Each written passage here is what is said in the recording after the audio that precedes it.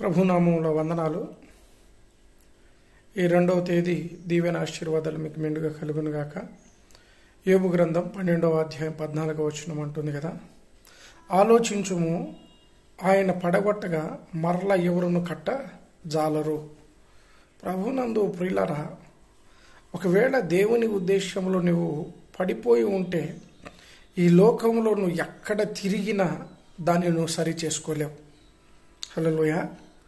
ఎందుకంటే దేవుని దృష్టిలో నువ్వు చెడు క్రియలు చేసి దేవుని నుండి దూరంగా పారిపోయి నేను బయటికి వెళ్ళి బాగుపడగలను, నా జీవితాన్ని బాగు చేసుకోగలను, నేను సరి చేయబడతాను అంటే అది మన యొక్క అజ్ఞానమే అవుతుంది. హల్లెలూయా. అందుకని నువ్వు ఎక్కడైతే పడిపోయావో, ఒకవేళ క్రీస్తులో పడిపోతే నువ్వు క్రీస్తు దగ్గరికి రా, క్రీస్తు నిన్ను బాగు చేస్తాడు. ఒకవేళ నువ్వు లోకంలో పడిపోతే క్రీస్తు దగ్గరికి రా, ఆ లోకం నుండి దేవుడు నిన్ను వేరు చేస్తాడు.